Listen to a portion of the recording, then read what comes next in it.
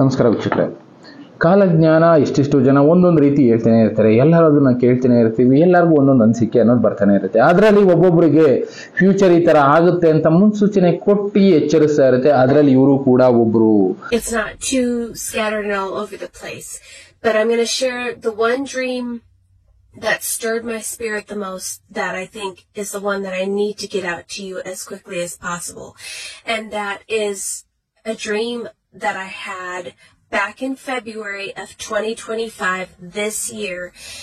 And there was chaos going on. It was very, very short dream. There was ash falling everywhere.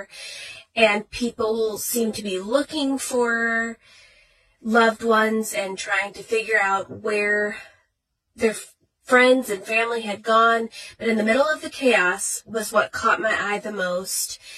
Was a young child about 7 or 8 years old, and he had a shaved head, and he was wearing sackcloth, and there was ash all over him, and he was screaming over and over and over, and he was saying, approximately 7 months. He just screamed that over and over, and I leapt out of my bed. And I just immediately started crying, and I was shaking. I was so visibly upset. And so I immediately went to my phone and looked up from February that day, approximately 7 months to the future, and it led me to September of this year, 2025. And to be more specific, it puts us at Rosh Hashanah, approximately 7 months from the day that I was having the dream. ಇವ್ರಿಗೂ ಕೂಡ ಅಂತ ಮುನ್ಸೂಚನೆಗಳು ಕಾಣಿಸ್ತಾ ಇದೆ ಅಂತಾನೆ ಇವ್ರು ಹೇಳ್ತಾ ಇರೋದು. ಎಷ್ಟೆಷ್ಟೋ ವಿಷಯಗಳು ಇವ್ರಿಗೆ ಅನುಭವಗಳಾಗ್ತಾ ಇದೆ. ಪ್ರಾಕ್ಟಿಕಲಿ ಹೇಳೋದಾದ್ರೂ ಕೂಡ ಅಂತ ಅನುಭವಗಳು ಇವರ ಲೈಫಲ್ಲಿ ನಡೆದಿದೆ ಅಂತಾನೆ ಹೇಳ್ತಾ ಇದ್ದಾರೆ. ವಿವೋತ್ಸುಕಿ ಬಗ್ಗೆ ನಾವು ವಿಷಯಗಳನ್ನ ತಿಳಿಸಿದ್ವಿ. ಅವರು ಕೂಡ ಎಷ್ಟೆಷ್ಟೋ ವಿಷಯಗಳನ್ನ ಅವರ ಕತೆ ಬುಕ್ ಮಂಗ ಅಂದ್ರೆ ದ ಫ್ಯೂಚರ್ ಅಂತ ಬರೆದಿದ್ರು ಒಂದು ಬುಕ್. ಆ ಬುಕ್ ಅಲ್ಲಿ ಆ ಡೀಟೇಲ್ಸ್ ಎಲ್ಲ ಇತ್ತು. ಅಂದ್ರೆ ಫ್ಯೂಚರ್ ಅಲ್ಲಿ ಅವ್ರು ಆಗುವಂತ ಅನುಭವಗಳನ್ನ ಬರೆದಿದ್ರು. ಅದರಲ್ಲಿ ಅವ್ರು ಬರೆದಿದ್ದು 1999 ಅಲ್ಲಿ ಆದ್ರೂ ಕೂಡ 2011ರಲ್ಲಿ ಒಂದು ವಿಷಯ ನಡೀತು, 2003ರಲ್ಲಿ ಒಂದು ವಿಷಯ ನಡೀತು, 2025ಕ್ಕೂ ನಡೆಯುತ್ತೆ ಅಂತ ಬರೆದಿದ್ದಾರೆ. ಅದಿನ್ನೇನು ಕೆಲವು ದಿನಗಳಲ್ಲಿ ನಡೀಬಹುದು ಅಂತಾನು ಕಾಯ್ತಾ ಇದ್ದಾರೆ ಸೈಂಟಿಸ್ಟ್ಗಳು ಎಲ್ಲಾ ಕಡೆ. ಅದೇ ರೀತಿ ಎಷ್ಟೆಷ್ಟೋ ಕಡೆ ಇಂಥದ್ದು ನಡೀತಾ ಇದೆ. ಅದರಲ್ಲಿ ಇವರು ಕೂಡ ಒಬ್ರು. ಇವರು ಬಂದು ಹೇಳಿರೋದು ಅಂದ್ರೆ ಅವ್ರ ಕನಸಲ್ಲಿ ಕಂಡಂತ ವಿಷಯಗಳನ್ನ ಅವರು ತಿಳಿಸುವಂತ ಪ್ರಯತ್ನ ಮಾಡಿದ್ದಾರೆ. ಜಾಕಿ ಕ್ರೂಸ್ ಅನ್ನೋರು.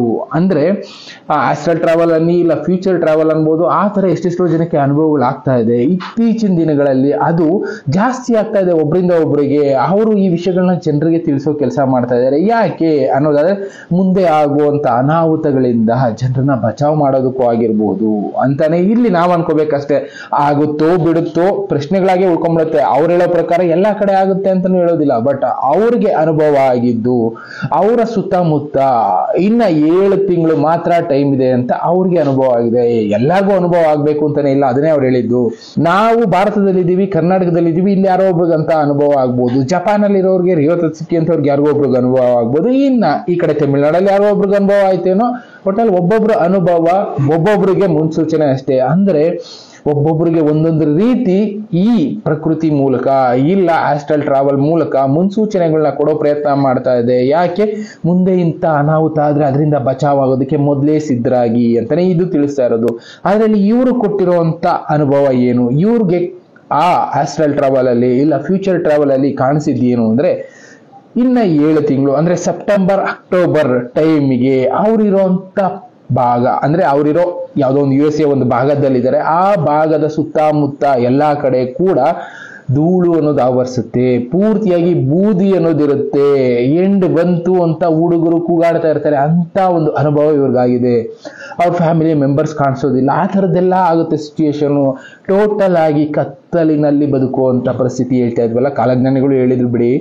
ಕತ್ತಲು ಅನ್ನೋದು ಆವರಿಸುತ್ತೆ ಎಷ್ಟೋ ಜನರ ಬಾಳನ್ನ ಅಂತ. ಕೆಲವಷ್ಟು ಕಡೆ ಈಗ ಆಲ್ರೆಡಿ ನಡೀತಾ ಇದೆ. ಕತ್ತಲು ಆವರಿಸ್ತಾ ಹೋಗ್ತಾ ಇದೆ. ವಾಲ್ಕೆನೋಗಳು ಎರಪ್ಟ್ ಆಗ್ತಾ ಇದೆ. ಧೂಳು ಪೂರ್ತಿಯಾಗಿ ಮುಚ್ಕೊಂಡ್ಬಿಟ್ಟು ಆ ಭಾಗಗಳಲ್ಲಿ ಬೆಳಕೇ ಬೀಳ್ತಾ ಇಲ್ಲ, ಅಷ್ಟೊಂದು ಧೂಳು ಅನ್ನೋದಿದೆ. ಅಂತದ್ದನ್ನ ಜನ ನೋಡ್ತಾ ಇದ್ದಾರೆ. ಕೆಲವಷ್ಟು ಭಾಗಕ್ಕೆ ಕಾಲಜ್ಞಾನಿಗಳು ಹೇಳಿದ್ ಅದೇ ಎಲ್ಲಾ ಕಡೆ ಆಗುತ್ತೆ ಅಲ್ಲ, ಭೂಮಿ ಪೂರ್ತಿ ಕತ್ಲ ಆವರಿಸುತ್ತೆ ಅಲ್ಲ, ಆಕಾಶ ಕಪ್ಪಾಗುತ್ತೆ ಅಂತ ಹೇಳಿದ್ರು. ಅಂದ್ರೆ ಆಕಾಶ ಕಾಣೋದೇ ಇಲ್ಲ ಅಂತ ದಿನಗಳನ್ನ ಈಗ ಎದುರಿಸ್ತಾ ಇದ್ದಾರೆ ಎಷ್ಟೋ ಜನ. ಅಂತದನ್ನ ಈಗ ಇವರು ಅವರ ಫ್ಯೂಚರ್ ಆಸ್ಟ್ರಲ್ ಟ್ರಾವೆಲ್ ಅಲ್ಲಿ ನೋಡಿದರೆ ಸೆಪ್ಟೆಂಬರ್ ಆಸ್ಪಾಸು 2025 ಈ ಟೈಮ್ನಲ್ಲಿ ಸೆಪ್ಟೆಂಬರ್ ಆಸುಪಾಸ್ನಲ್ಲಿ ಅಂಥದ್ದೊಂದು ನಡೆಯುತ್ತೆ. ಎಂಡ್ ಅಂದ್ರೆ ಅವರ ವರ್ಡ್ ಎಂಡ್ ಆಗುತ್ತೆ. ಪೂರ್ತಿ ವರ್ಡ್ ಎಂಡ್ ಆಗೋದಿಲ್ಲ, ಅವರ ವರ್ಡ್ ಅಂದ್ರೆ ಅವ್ರ ಸುತ್ತಮುತ್ತ ಇರುವಂತ ಪ್ರಪಂಚ ಏನಿದೆ, ಭೂಭಾಗ ಏನಿದೆ, ಅಲ್ಲಿ ಪೂರ್ತಿಯಾಗಿ ದಟ್ಟ ಹೊಗೆ ಅನ್ನೋದು ಕವಿಯುತ್ತೆ. ಪೂರ್ತಿ ಕತ್ತಲು ಅನ್ನೋದು ಆವರಿಸುತ್ತೆ. ದಾರಿ ಗೊತ್ತಾಗದೆ ಕಿರ್ಚಾಡ್ತಾ ಇರ್ತಾರೆ, ಮನೆಯವ್ರನ್ನೆಲ್ಲ ಹುಡುಕ್ತಾ ಇರ್ತಾರೆ, ಮಿಸ್ಸಿಂಗ್ ಆಗಿದ್ದಾರೆ ಜನ ಅಂತ ಹುಡುಕೋ ಪ್ರಯತ್ನ ಮಾಡ್ತಾರೆ. ಅದನ್ನೇ ಇವರು ಇಲ್ಲಿ ಹೇಳ್ತಾ ಹೋಗ್ತಾರೆ ನೋಡಿ.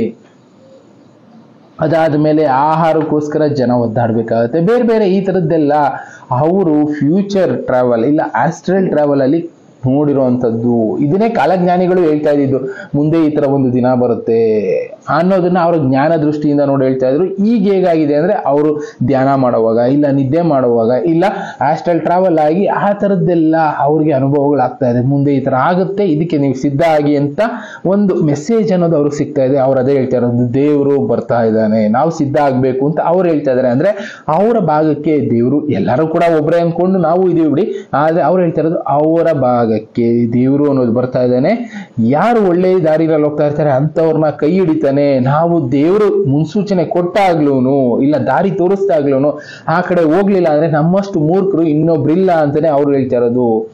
ಈ ತರ ಮೊದಲೇ ಮುನ್ಸೂಚನೆ ಕೊಡ್ತಾ ಇದ್ದೇನೆ, ಎಚ್ಚೆತ್ಕೋ ಅಂತ. ಎಲ್ಲರೂ ನಂಬೋದಿಲ್ಲ, ನಂಬೋರ್ಗೆ ನಾವು ಈ ಮೆಸೇಜ್ ಅನ್ನ ಕನ್ವೆ ಮಾಡ್ತೀನಿ.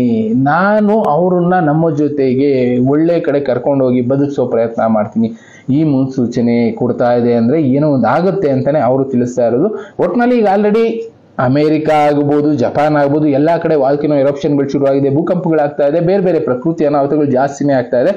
ಅವರು ಕನ್ಸಲ್ಲಿ ಕಂಡಿರೋದು ಏನಾಗಿರ್ಬೋದು, ಯಾವುದೋ ವಾಲ್ಕೆನೋ ಎರಪ್ಟ್ ಆಗಿರ್ಬೋದು, ಧೂಳಿನಿಂದ ಪೂರ್ತಿ ಭೂಭಾಗ ಕಂಪ್ಲೀಟ್ ಆಗಿ ಮುಚ್ಚೋಗಿರ್ಬೋದು. ಅಂತ ಪರಿಸ್ಥಿತಿನ ಅವರು ಆ ಡ್ರೀಮ್ ಅಲ್ಲಿ ಕಂಡಿದ್ದಾರೆ. ಅದನ್ನ ಅವರು ಎಕ್ಸ್ಪ್ಲೇನ್ ಮಾಡ್ತಾ ಇದ್ದಾರೆ. ಈ ತರ ಎಲ್ಲ ಆಗಿದೆ, ಇದರಿಂದ ಬಚಾವಾಗಬೇಕು ನಾವು, ಮುಂದೆ ಇಂಥ ದಿನ ಬರುತ್ತೆ ಅಂತ ಅವರು ನೋಡಿದ್ದಾರೆ. ಅದನ್ನೇ ಅವರು ಈಗ ಜನರಿಗೆ ತಿಳಿಸೋ ಕೆಲಸ ಮಾಡ್ತಾ ಇದ್ದಾರೆ. ಅವಶ್ಯಕತೆ ಇಲ್ಲ ತಿಳಿಸ್ಲೇಬೇಕು ಅಂತ ಅವ್ರು ಆ ಮಾತನ್ನು ಹೇಳ್ತಾರೆ. ನನಗಿದು ಅವಶ್ಯಕತೆ ಇಲ್ಲ ತಿಳಿಸ್ಬೇಕು ಅಂತ, ಆದ್ರೂ ತಿಳಿಸೋ ಕೆಲಸ ಮಾಡ್ತಾ ಇದ್ದೀನಿ. ಏಕೆಂದ್ರೆ ಗಾಡ್ ನನಗೆ ಮೆಸೇಜ್ ಅನ್ನ ಕೊಟ್ಟಿದ್ದಾನೆ ಅನ್ಕೊಂಡು ನಾನಿದ್ದೀನಿ. ಗಾಡ್ ಕೊಟ್ಟಿದ್ದಾನೋ ಇಲ್ಲ ಆಗುತ್ತೋ ಇಲ್ವೋ, ಆಗದೇ ಇದ್ರೆ ಪರವಾಗಿಲ್ಲ, ಒಳ್ಳೇದು. ಆದ್ರೆ ಅದರಿಂದ ಬಚಾವಾಗೋದಕ್ಕೆ ನಾವು ಸಿದ್ಧ ಆಗ್ಬೇಕಷ್ಟೇ. ಯಾಕೆ ಅಂದ್ರೆ ಪ್ರಕೃತಿನಲ್ಲಿ ಅಂತ ಬದಲಾವಣೆಗಳು ಈಗ ಆಗ್ತಾ ಇದೆ, ನೋಡ್ತಾ ಇದೀವಿ. ವಾಲ್ಕೆನೋಗಳು ಎರಪ್ಷನ್ ಹೇಳಿದೆ, ಭೂಕಂಪಗಳು ಹೇಳಿದೆ, ಎಲ್ಲ ಆಗ್ತಾ ಇರೋದ್ರಿಂದ ಇವುಗಳಿಂದ ಬಚಾವಾಗೋದಕ್ಕೆ ಸಿದ್ಧತೆಗಳನ್ನ ಮಾಡ್ಕೊಳ್ಳಿ ಅಂತ ಒಂದು ಮುನ್ಸೂಚನೆ ಕೊಡ್ತಾ ಇದೆ. ಆ ಮುನ್ಸೂಚನೆ ಕೊಟ್ಟ ಮೇಲೂ ನಾವು ಅಲ್ಲಿಂದ ಹೋಗದೆ ನಾವು ಅಲ್ಲೇ ಉಳ್ಕೊಳ್ತೀವಿ ಅಂದ್ರೆ ಅದಕ್ಕಿಂತ ಮೂರ್ಖತನ ಇನ್ನೊಂದಿಲ್ಲ. ಬದುಕೋದಕ್ಕೆ ಆಸೆ ಇರೋರು, ಬದುಕಬೇಕು ಅನ್ನೋರು ಎರಡೇ ಇರೋದು. ಒಂದು, ಆ ಮುನ್ಸೂಚನೆಗಳನ್ನ ಫಾಲೋ ಮಾಡಬೇಕು, ಇನ್ನ ಭಕ್ತಿ ಮಾರ್ಗದಲ್ಲಿ ಹೋಗ್ಬೇಕು. ಅಷ್ಟು ಮಾತ್ರ ಮಾಡಿದ್ರೆ ಬಚಾವಾಗ್ಬೋದು ಅಂತ ತಿಳಿಸ್ತಾ ಇದ್ದಾರೆ. ಈ ತರ ಕಾಲಜ್ಞಾನಿಗಳು ಎಷ್ಟೆಷ್ಟು ಜನ ಇದ್ದಾರೆ, ಅವ್ರು ತಿಳಿಸ್ತಾ ಇರೋ ವಿಷಯಗಳನ್ನ ನಿಮಗೆ ತಿಳಿಸ್ಕೊಡ್ತಾ ಇರ್ತೀನಿ. ಎಚ್ಚರಿಕೆ ಇರ್ಲಿ, ಇಲ್ಲಿ ಭಯ ಪಡೋದು ಬೇಕಾಗಿಲ್ಲ, ಎಚ್ಚರಿಕೆ ಇರ್ಲಿ ಅಷ್ಟೇ. ಬೇರೆ ಬೇರೆ ವಿಷಯಗಳ ಜೊತೆ ಮತ್ತೆ ಸಿಗ್ತೀನಿ. Thank you, good by.